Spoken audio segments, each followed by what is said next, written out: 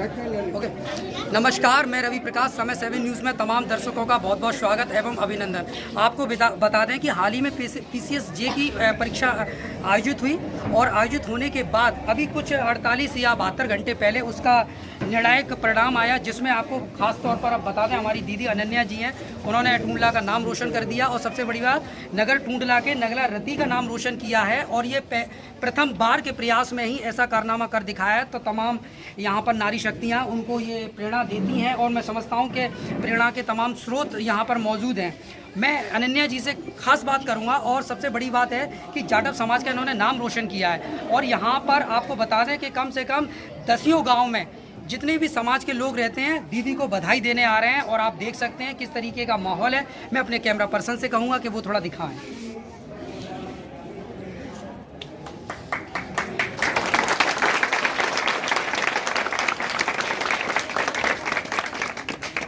तो अब हम अनन्या जी से खास बातचीत करेंगे और आपको बता दें कि संविधान के बाद अगर किसी व्यक्ति का नाम आता है तो वो है जज। तो आइए जज साहिबा से बात करें। आपका बहुत बहुत स्वागत अनन्या जी। अब आज से ही हम आपको जज साहिबा कहेंगे।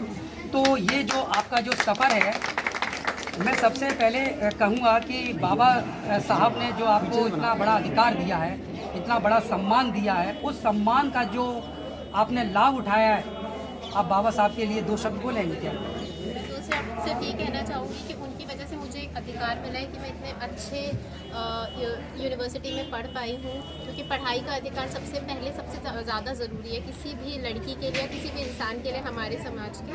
और अगर मैं पढ़ नहीं पाती इतना तो शायद मैं यहाँ नहीं पहुँच पाती। अभी 50,837 छात्र एवं छात्राएं बैठे। क्या लगता था आपको कि मैं प्रथम बार के प्रयास में सफल हो जाऊंगी?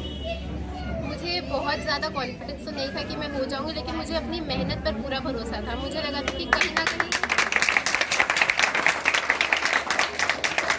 मेरी मेहनत जो है वो कहीं ना कहीं तो रंग लाएगी ही। और क्योंकि हमेशा ओवर कॉन्फिडेंट तो कोई होता इतना ज़्यादा है नहीं, तो बस मैंने अपने माता पिता का नाम लिया जब इंटरव्यू देने से पहले भी, और अपने सब बड़े लोगों का नाम दिया। और उसके बाद जब मैं इंटरव्यू बोर्ड में गई हूँ तो मैं अच्छे से सारे एक ही अटेम्प्ट में ही सारे सवालों का जवाब बहुत अच्छे से दे पाई हूँ। शायद इसीलिए इंटरव्यू बोर्ड मुझसे इम्प्रेस था और इसलिए उन्होंने मुझे थोड़े ठीक नंबर दिया। इसी वजह से मैं आज यहाँ। आपकी जो परीक्षा में माता पिता का किस तरीके का दृष्टिकोण रहा? समय समय पर आपको एक ऊर्जा प्रदान की कि इतना बड़ा लक्ष्य है और मैं समझ रहा हूँ कि 300 सीटें थी, 50,000 लोग थे और सारे ही LLB। तो माता पिता का दृष्टिकोण आपके प्रति कैसा रहा और आपका फ्रेंड सर्किल का दृष्टिकोण कैसा रहा, समाज का दृष्टिकोण कैसा रहा? क्या कुछ खास प्रेशर रहा कि नहीं मुझे ये करना है कि मैं नहीं कर पाऊँगी? माता पिता की तरफ से सबसे पहला सपोर्ट तो ये था कि उन्होंने मुझे पढ़ने की आज़ादी दी। उन्होंने हर कदम पे मुझे सपोर्ट किया, चाहे वो LLB की पढ़ाई हो, मास्टर्स की पढ़ाई हो, चाहे वो PhD की पढ़ाई हो। उन्होंने पूरा संयम बरकरार रखा कि जब वैकेंसी आएंगी, और उन्हें कहीं ना कहीं भरोसा था कि जब वैकेंसी आएंगी तो मैं पहली बार में वो निकाल लूँगी फर्स्ट अटैम्प्ट में। तो इसलिए उन्होंने साथ दिया। दूसरा ये है कि मेरे पेरेंट्स ने हमेशा मेरे को आगे बढ़ने के बारे में सोचा है। बहुत सारे यहाँ पे लड़कियाँ होंगी, उनके पेरेंट्स ये सोचते हैं कि अब जब हमारी बेटी बड़ी हो जाएगी तो जल्दी से उसकी शादी कर देते हैं, दहेज के लिए पैसा इकट्ठा करते हैं। लेकिन मेरे माँ बाप ने, मेरे ताई जी ताऊ जी ने कभी भी मुझसे ऐसी कोई बात नहीं। उन्होंने बोला कि बेटा बस तुम जज बनो, और मैंने वही चीज़ अपने ध्यान में रखकर आगे जो भी तैयारी करी है वो इसीलिए करी है। अभी मोदी सरकार की तरफ से एक टाइटल बहुत लंबे समय से चल रहा है कि बेटी बचाओ और बेटी पढ़ाओ। तो जब बेटी बचेंगी तभी तो बेटी पढ़ेंगी। लेकिन क्या लगता है कि परिवार में जब बच्चे का, लड़के का जन्म होता है तो एक ऐसा कॉन्सेप्ट दिखाई देता है, चाहे घर में कुछ खाने के लिए बिल्कुल भी ना हो, घर से वो पैसा लेके लड्डू बंटवा देंगे, और बेटी जब पैदा हो जाती है तो इतना दिक्कत उनको परिवार वालों को होती है। तो ये अवधारणा आपने बिल्कुल कैंसिल कर दी है और नारी शक्ति शुरू से विद्यमान थी और विद्यमान रहेगी। और यहाँ तमाम लोगों का जो जन समूह है, कोई आपके ताऊ है, कोई चाचा है, कोई छोटी बहन है, कोई दीदी है, कोई दादी है, ये काफ़ी मतलब आपकी इस सफलता पर बहुत खुश हैं। तो इनको आप क्या संदेश देना चाहेंगे? मैं इनको सिर्फ ये संदेश देना चाहूँगी, बेटियों को पढ़ने दीजिए, उनको पूरी आज़ादी दीजिए, पैसा उनकी पढ़ाई के लिए जमा कीजिए और उनको सपोर्ट कीजिए।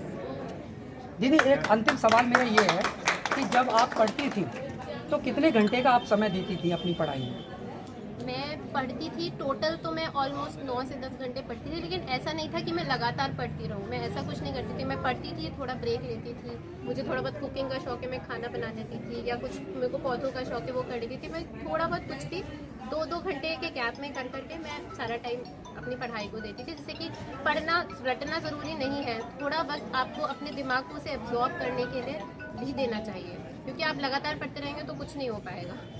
देखिए जी, अनन्या जी थी, हमने इनका खासम खास एक्सक्लूसिव इंटरव्यू लिया। सबसे बड़ी बात ये जाटव समाज की हैं। बाबा साहब को इन्होंने धन्यवाद किया। उनके जो अधिकार थे संविधान में, जो महिलाओं के उत्थान के लिए जो उन्होंने जितना किया, उसका पूरा फ़ायदा अनन्या जी ने उठाया। और आज आपके सामने जज साहिबा के रूप में देखिए आपको किस तरीके से मोटिवेशन दे रही है। मैं अपने चैनल से और अपना ही समाज नहीं, अब मैं सभी समाज को लेकर चलता हूँ। किसी भी जाति, किसी भी धर्म, किसी भी समाज में जितनी भी महिलाएं हैं, बेटियां हैं, अधिक से अधिक पढ़ें, और जब वो पढ़ेंगी तो आगे बढ़ेंगी। और बेटी बचाओ बेटी पढ़ाओ जैसी जो अवधारणा है वो हमेशा कामयाब रहेगी। तो मैं मैडम को बहुत बहुत धन्यवाद देना चाहता हूं। और मैं यहाँ के जो लोग हैं, नगर के, टुंडला के और नगला रत्ती वाले जितने तमाम ऐसे लोग हैं जिन्होंने इनको शुभकामनाएँ दी, इनको आशीर्वाद दिया और उन्होंने कहा कि आप बेटा बहुत आगे बढ़िए, ये सब बाबा साहब की कृपा है। बाबा साहब की बदौलत आज हमारे सामने एक जज हैं, अनन्या जी नहीं है, एक जज हैं आज, जो हमारे पास इंटरव्यू के लिए इन्होंने बहुत समय दिया। ये हमारे सौभाग्य की बात है। लेकिन अब इंटरव्यू नहीं हो पाएगा क्योंकि प्रोटोकॉल्स बहुत होते हैं। तो मेरे साथ कैमरा पर्सन कपिल देव के साथ जुड़े रहिए। रवि प्रकाश की खास रिपोर्ट, समय 7 न्यूज़, टुंडला, फिरोजाबाद।